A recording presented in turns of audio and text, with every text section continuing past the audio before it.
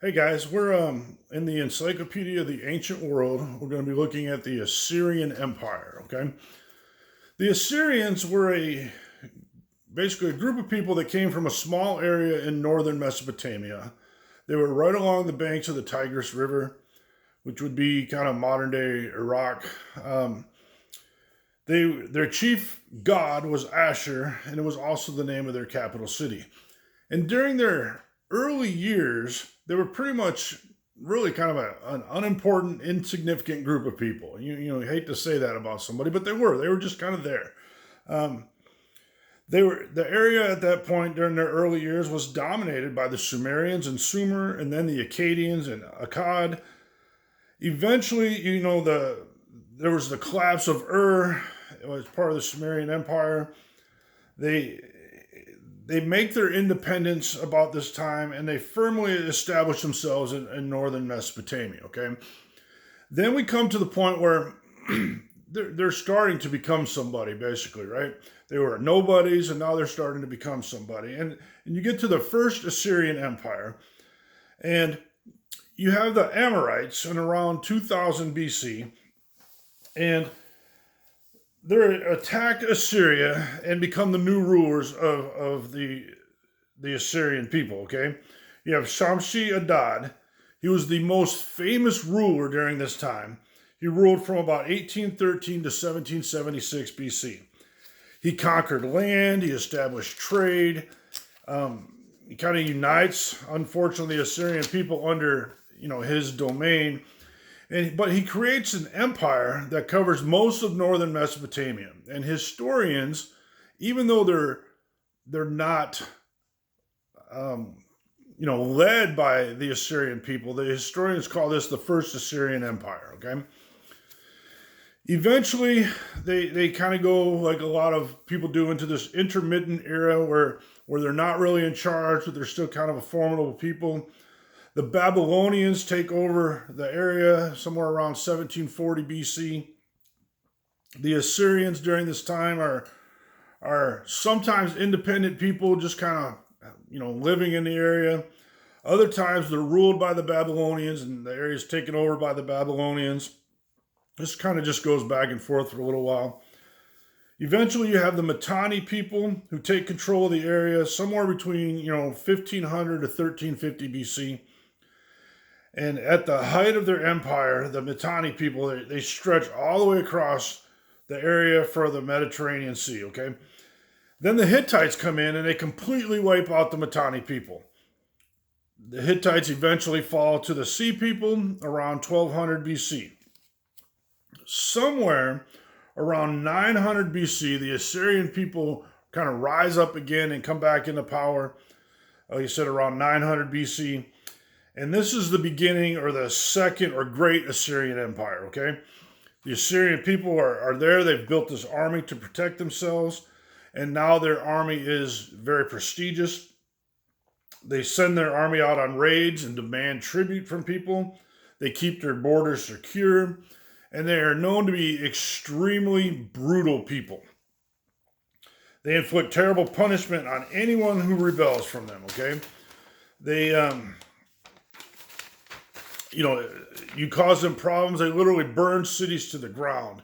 They took the ringleaders of these people, they would torture them and kill them horribly. The citizens were forced into slavery and literally moved to multiple, far different places away from their families and friends to be slaves. They just had this fearsome reputation for cruelty and violence, okay? They had different divisions of troops. They had two different groups of foot soldiers. First group of soldiers were basically bows and arrows or slings. Then you have kind of like, today of our world, everything is, plus, whatever TV plus, this plus. And so they had foot soldiers plus, basically, right?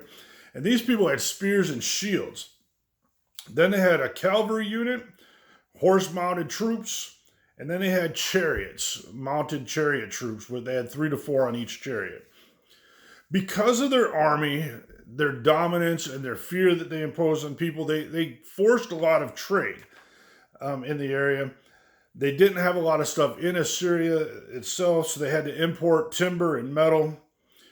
Um, and because of all of this, and especially through the army, they create a very powerful new Assyrian empire. Life in this great Assyrian empire was pretty good. The You had different cities and different palaces. Kalhu was the city of Kalhu, which is now called Nimrod, was on the east bank of the Tigris River. Ashurnasirpal II ruled there from 883 to 859 BC. He built this city as a part of his new empire. He basically started from nothing there and built a huge city, started with new palaces and new temples, and eventually moved his capital there with his whole new staff. And that city thrived for a while. Then you have Khorsabad, which is a new city that was founded by Sargon II. He did this in 717 BC. Then you also have Nineveh. Nineveh, gets its fame from Jonah in the Bible. And Nineveh was an established city, but it was kind of a smaller city. And then you have King Sennacherib, who enlarges the city, builds it up, makes it more of a capital city for him, and he moves his capital there from 704 to 681 BC.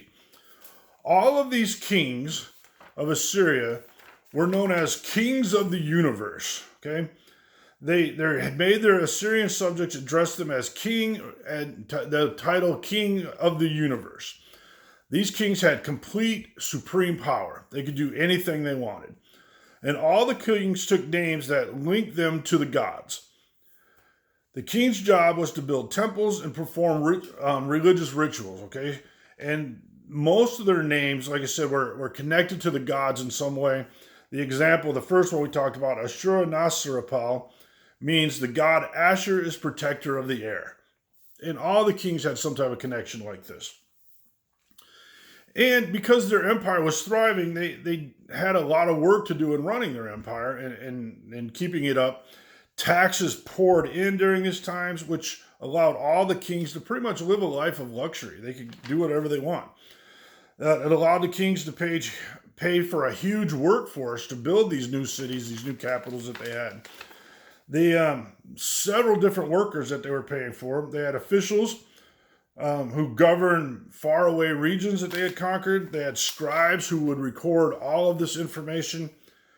You had relay runners, and these people basically carried messages across the empire in a very quick and timely manner. You had construction workers and craftsmen and all kinds of different things like that. In the palace life, the kings were also, like I said earlier, in charge of religious activities and things, but there were also these great warriors and expected to be great warriors. They led the army into battle. They had zoos with exotic animals in them.